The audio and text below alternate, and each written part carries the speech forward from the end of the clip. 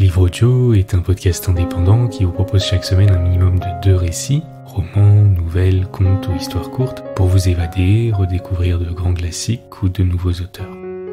Si vous aimez ce podcast, merci de le soutenir en vous y abonnant, en le notant ou en le commentant sur la plateforme sur laquelle vous l'écoutez.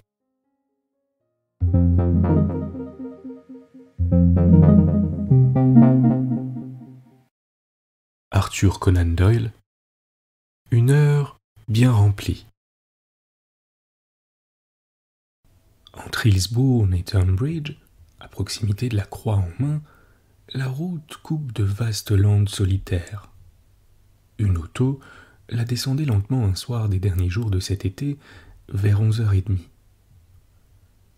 La longue et mince voiture roulait avec une moelleuse douceur dans un gentil ronron. Sous les feux coniques de ses phares, les bordures de gazon et les bouquets de bruyère défilaient comme des bandes dorées d'un cinématographe, laissant, alentour et après, les ténèbres plus épaisses. Seule, une tache de rubis courait à l'arrière sur la route. Jusque dans l'obscurité de cette nuit sans lune, on n'eût pu faire autrement que de remarquer la singulière imprécision de ces lignes. Et cette anomalie se fut expliquée dans l'instant où la voiture, passant devant la porte ouverte d'un cottage, en reçut un coup de lumière. Toute sa carrosserie était en effet drapée dans une toile grise flottante, une sorte de housse enveloppait son capot. Elle avait pour conducteur et pour occupant unique un homme de stature élevée, de large carrure. Plié en deux sur le volant, il portait rabattu au ras des yeux son feutre tyrolien, et dans l'ombre de son couvre-chef rougeoyait la lueur d'une cigarette. La tête en avant, les épaules arrondies, il semblait, tandis que l'auto glissait à moteur débrayé sur la pente de la route, chercher du regard, dans l'ombre, quelque chose d'impatiemment attendu. Une trompe d'auto mugit très loin vers le sud. En pareil lieu, un soir de dimanche, le courant de la circulation devait se porter tout entier du sud au nord, car c'est le moment où les Londoniens partis pour passer le week-end sur une plage s'en reviennent de la mer à la capitale, du plaisir au devoir.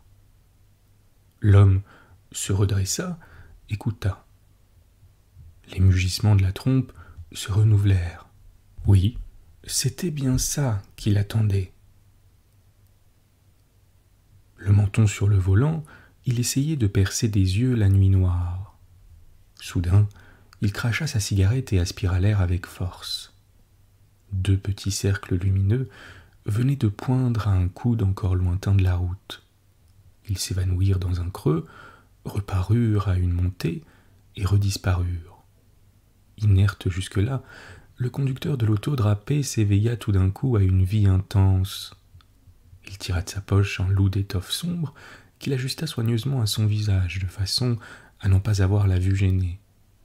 Puis il démasqua, l'espace de quelques secondes, une lanterne portative à acétylène, inspecta d'un coup d'œil le camouflage de la voiture, posa près de lui sur le siège un pistolet, rabaissa un peu plus son chapeau, embraya, pressa la pédale d'accélération. Un tressaillement secoua la voiture, elle rendit un cri étouffé, auquel succéda le halètement doux et puissant de la machine, bondit, et de toute sa vitesse se mit à dévaler la pente. Enfin, il éteignit ses phares. Devant lui, la route n'était plus qu'un ruban gris à peine distinct entre les bruyères.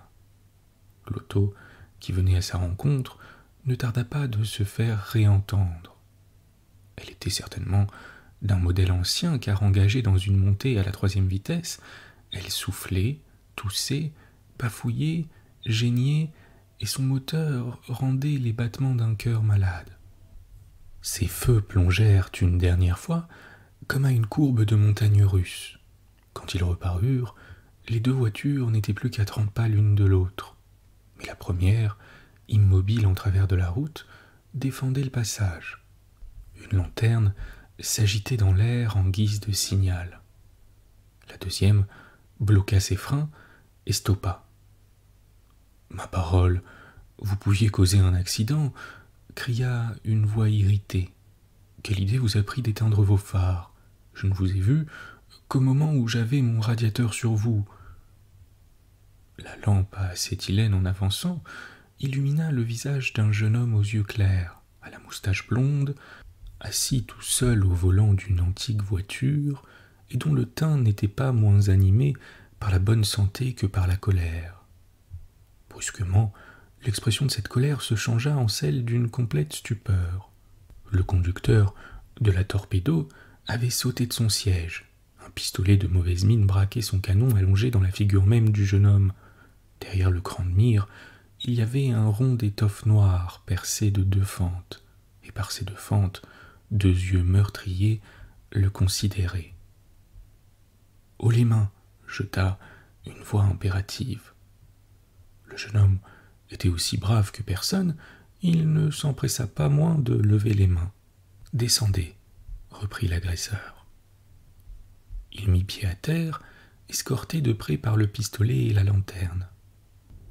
Comme après cela il pensait pouvoir retomber les mains, une nouvelle injonction, aussi brève que la première, les lui fit relever bien vite. « Savez-vous, dit-il, que tout ça m'a l'air assez vieux jeu? Vous plaisantez, je suppose. »« Donnez-moi votre montre, » répliqua l'homme derrière le pistolet. « Voyons, ce n'est pas sérieux. Votre montre, vous dis-je. Prenez-la donc, s'il vous la faut. D'ailleurs, elle n'est qu'en doublé, je vous en avertis. Mais vous retardez de 200 ans, ou vous vous trompez de longitude. Vous devez vous croire en Australie, si ce n'est en Amérique. Vous ne semblez pas à votre place sur une route du Sussex. »« Donnez-moi votre bourse, » répartit l'homme masqué. Il avait, dans les manières et dans la voix, une autorité irrésistible. Le jeune homme lui remit sa bourse. « Pas de bague ? Je n'en porte jamais. » L'homme masqué passa devant sa victime, ouvrit le capot de la voiture et commença à tripoter à l'intérieur avec des tenailles. On entendit se rompre un fil métallique. « Eh bien, s'il vous plaît, n'abîmez pas ma voiture !» cria le jeune homme. Il s'était retourné, mais rapide comme l'éclair, le pistolet le menaçait en pleine figure.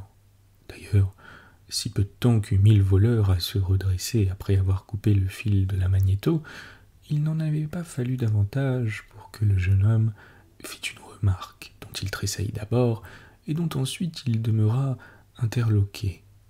Il fut sur le point d'articuler quelques mots au prix d'un effort évident. Il se retint. « Remontez, » lui dit le voleur. Il reprit sa place sur le siège. « Votre nom ? » ?»« Ronald Barker. »« Et le vôtre ?» L'homme masqué ne daigna pas relever cette impertinence. « Où habitez-vous ? » demanda-t-il. « Mes cartes sont dans ma bourse, prenez-en une. » Le voleur sauta dans son auto, dont le ronron avait fait à cet entretien un accompagnement en sourdine. Il ramena son frein d'un coup sec, embraya, tourna le volant et dégagea la voiture. Une minute plus tard, il roulait doucement, tous ses feux allumés, à un demi-mile vers le sud, tandis que M. Ronald Barker, un de ses phares à la main, fourgonnait furieusement dans sa boîte à outils en quête d'un fil de cuivre qui lui permit de rétablir son circuit et de reprendre sa route. Quand il jugea qu'entre sa victime et lui la distance était suffisante, le voleur ralentit peu à peu, tira son butin de sa poche, y remit la montre, ouvrit la bourse, compta ce qu'elle renfermait. Le total s'en élevait à 7 shillings. Ce gain modique ne parut pas précisément l'ennuyer, car il eut un accès de rire en exposant les 2 demi-couronnes et le florin à la clarté de sa lanterne. Mais subitement, il changea d'air et de façon.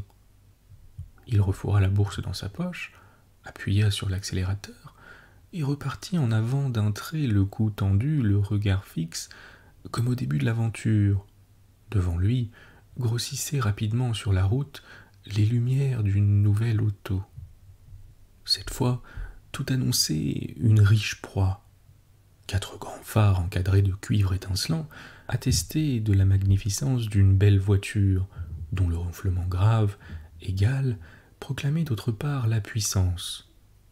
Elle filait de toute sa vitesse, pareil à un galion d'Espagne, haute de poupe et chargée de trésors.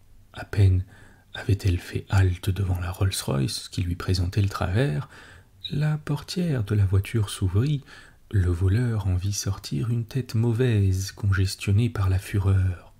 Il aperçut de grosses joues ballottantes, de petits yeux finaux qui brillaient entre des plis de graisse. « Hors de mon chemin, monsieur, hors de mon chemin, et plus vite que ça. Passez-lui dessus, ou plutôt, descendez, enlevez-le de son siège. Il est saoul. Je vous dis que ce type est saoul. » On peut admettre que le voleur avait jusque-là gardé dans ses procédés une modération relative. Cette fois, un véritable accès de rage s'empara de lui. Excité par la voix qui venait de la limousine, le chauffeur, grand gaillard vigoureux, s'était élancé à terre et l'avait prise à la gorge. D'un coup de crosse, il l'entendit gémissant à ses pieds, l'enjamba, ouvrit toute grande la portière, attrapa férocement par l'oreille le gros personnage qui occupait la limousine et l'entraîna tout soufflant sur la chaussée où délibérément il le gifla 2 fois.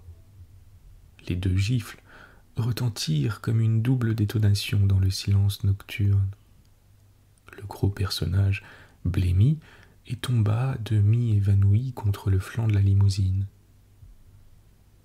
Le voleur lui défit le veston, lui arracha la montre, sans excepter la chaîne qui était en or massif et surchargée de breloques, cueillit l'épingle de diamant piqué dans le satin noir de la cravate, ôta des doigts 4 bagues, dont la moindre valait plusieurs centaines de livres, enfin retira d'une poche intérieure un volumineux portefeuille de cuir.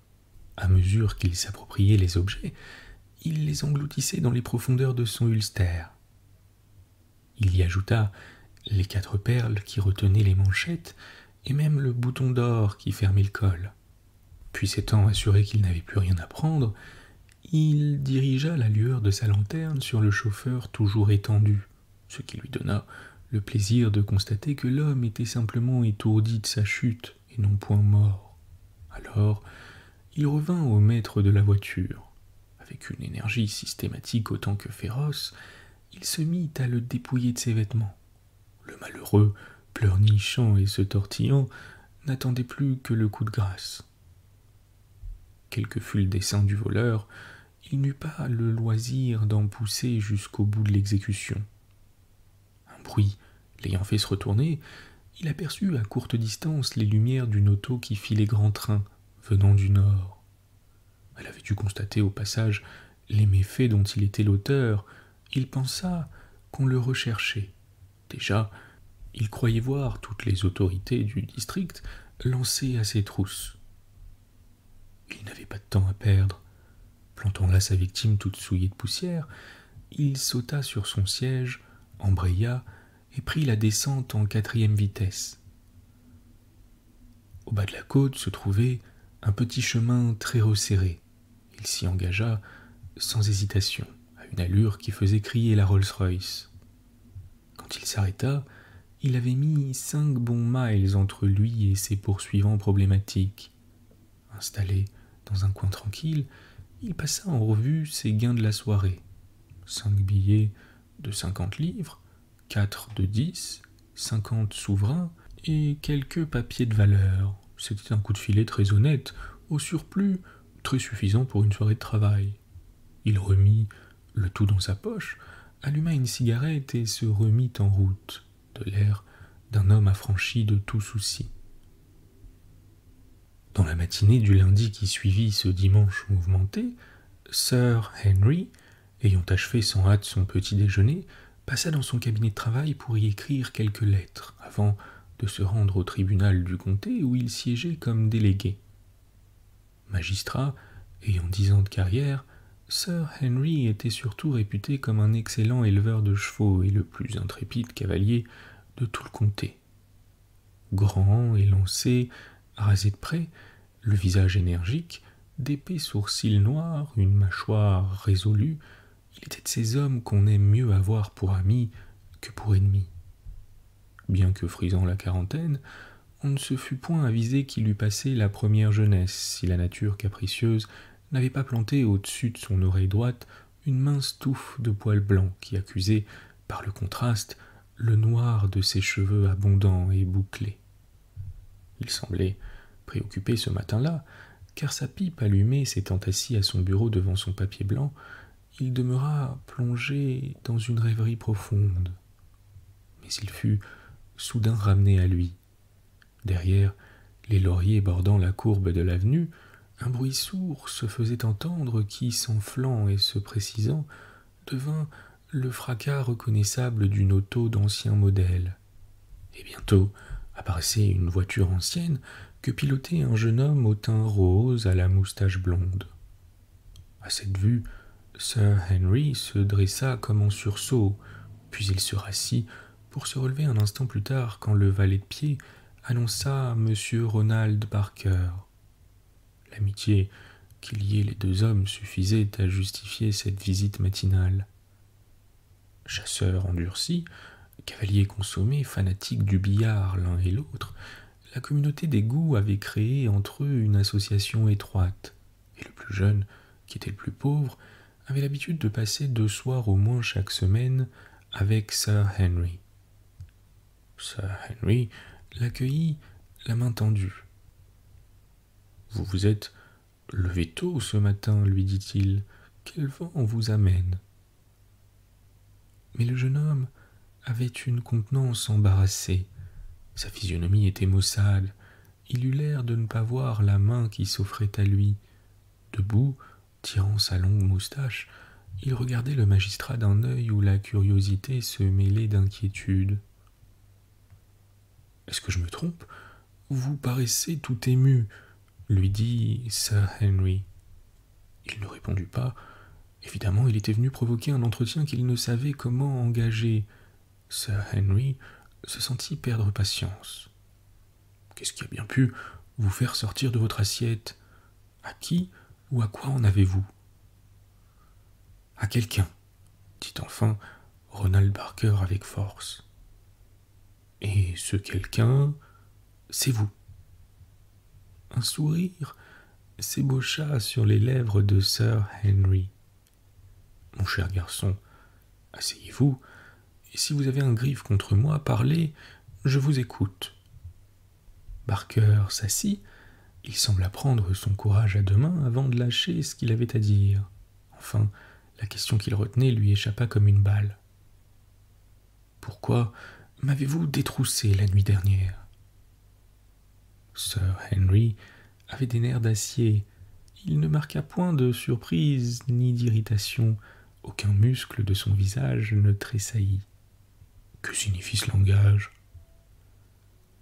Un individu de haute taille, carré des épaules, et qui conduisait une auto m'a arrêté cette nuit sur la route de Mayfield, après m'avoir mis son pistolet sous le nez. Il m'a soulagé de ma bourse et de ma montre. Sir Henry, cet homme, c'était vous. Le magistrat sourit de nouveau et regarda calmement son interlocuteur. « Suis-je dans ce pays le seul homme de haute taille et carré des épaules, le seul qui possède une auto ? Croyez-vous que je ne sache à première vue identifier une voiture, moi qui passe une moitié de ma vie sur une auto et l'autre moitié dessous, et qui donc, en dehors de vous, dans ce pays, possède une Rolls-Royce ? Mon cher Barker, ne pensez-vous pas qu'un voleur comme le vôtre se serait gardé d'opérer dans son propre pays ?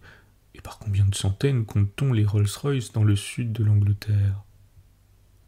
Non, dites ce que vous voudrez, vous ne me convaincrez pas, Sir Henry. Malgré l'application que vous mettiez à déguiser votre voix, comment m'y serais-je laissé prendre ? Je me demande à quoi peut rimer une chose pareille. Vous vous attaquez à moi, votre ami le plus intime, à moi qui, lors de votre élection, m'étais mis en 4. Cela, pour une montre de pacotille et quelques misérables shillings, c'est incroyable. Simplement incroyable, répéta le magistrat avec un sourire. Et ces pauvres actrices, qui n'ont que ce qu'elles gagnent. Je vous ai suivi sur la route, vous savez, sale plaisanterie si jamais il y en eut une. Quant à ce requin de la cité, Votre troisième victime passe encore, c'est du gibier pour voleur. Mais votre amie, ces jeunes femmes, jamais je n'aurais cru ça de vous. Alors, pourquoi le croire? Parce que c'est le cas.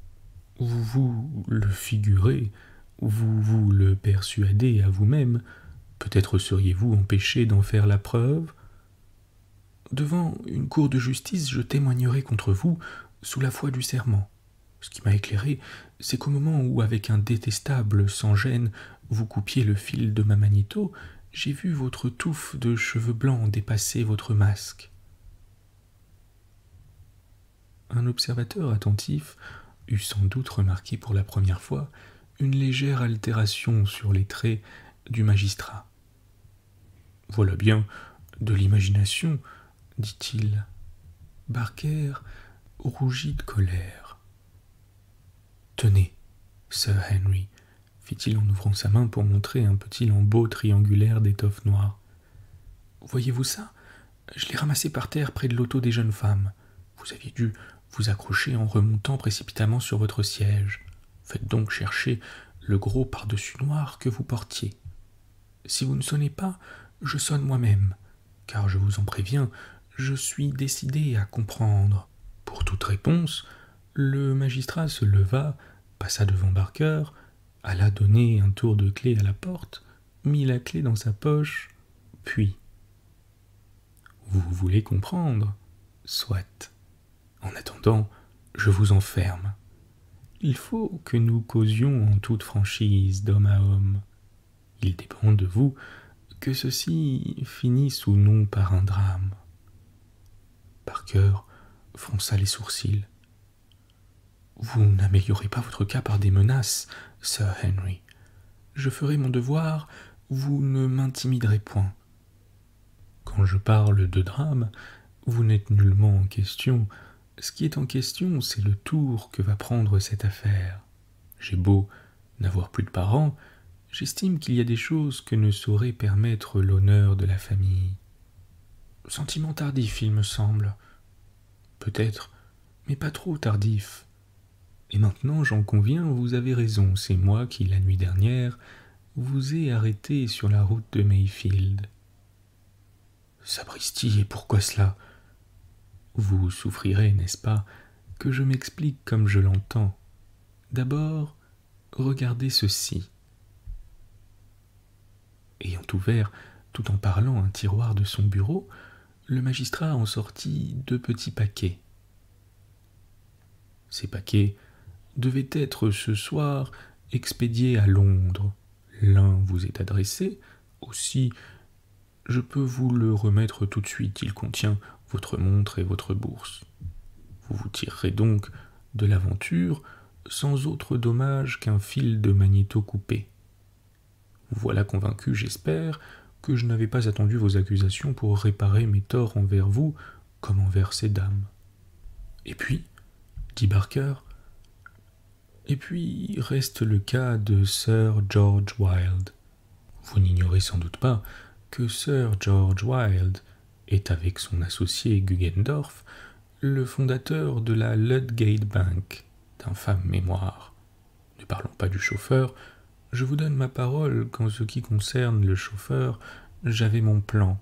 C'est le maître seul qui nous intéresse. Vous savez, tout le comté le sait, que je ne suis pas riche. Quand Black Tulip perdit le derby, ce fut pour moi un coup dur. J'eus ensuite d'autres déboires. Et là-dessus, il me revint un héritage d'1 millier de livres. Cette satanée banque payait 7% d'intérêt. Je connaissais Wilde, je fus le consulter. Je lui demandai si l'affaire était sûre. Il me dit que oui. J'engageai chez lui mes 1000 livres. 48 heures plus tard, la banque sombrait. Il fut prouvé que Wilde connaissait depuis 3 mois l'impossibilité où l'on était de la maintenir à flot. La barque faisait eau, il n'en avait pas moins pris ma fortune à son bord. Il était par ailleurs fort riche. L'accident ne le gênait pas. Moi, j'avais perdu tout mon argent et la loi ne m'offrait point de recours. Cependant, J'étais volé autant qu'on peut l'être. J'allais trouver mon filou, il se moqua de moi. Cela vous apprendra, me dit-il, à n'avoir confiance que dans le consolidé. La leçon à ce prix n'est pas trop chère. Je me jurai que d'une façon ou d'une autre, j'aurais ma revanche. Je m'informai de ses habitudes. Je sus que tous les dimanches, il revenait d'Eastbourne avec une très grosse somme dans son portefeuille. Son portefeuille, aujourd'hui, je le tiens. Me direz-vous qu'en bonne morale, je n'avais pas le droit d'agir comme je l'ai fait? Pardieu, si j'en avais eu le temps, je l'aurais laissé sur la route aussi nu qu'il a lui-même laissé nu tant de veuves et d'orphelins. Cela est fort bien, mais moi, mais les jeunes dames. Et donc un peu de bon sens, Barker. N'attaquer qu'un ennemi personnel, n'était-ce pas me désigner bénévolement à la justice? J'étais tenu de me transformer en un malfaiteur vulgaire, tombé par accident sur un financier. C'est ainsi qu'à mes risques et périls, j'allais opérer sur la grande route. Le diable voulut que le premier passant que je rencontrai, ce fût vous. Je fus un imbécile de ne pas reconnaître votre taco au bruit de ferraille qu'il faisait en montant la côte. Je faillis, devant vous, rester sans voix tant j'avais envie de rire. Enfin, mon homme arriva. Avec lui, par exemple, je ne plaisantais plus. Je m'étais promis de le dépouiller jusqu'à la peau. J'étais dehors pour ça. Je me suis à peu près tenu parole. Le jeune homme se leva lentement, un large sourire s'épanouit sur ses lèvres. Serrant la main du magistrat, il dit « N'y revenez pas, c'est trop risqué. Cette canaille de Wilde triompherait si l'on venait à vous prendre. » « Vous êtes un brave garçon, Barker, » répondit le magistrat. « Non, je n'y reviendrai pas. Qui a donc parlé d'une heure magnifique et bien remplie? By George, j'ai eu la mienne. Mais c'est trop séduisant, je me garderai de recommencer, j'aurais trop peur d'y prendre goût. » Le timbre du téléphone se fit entendre, le magistrat porta le récepteur à son oreille, écouta et se mit à rire. « Je suis en retard ce matin, dit-il. On m'attend au tribunal pour juger quelques menus larcins.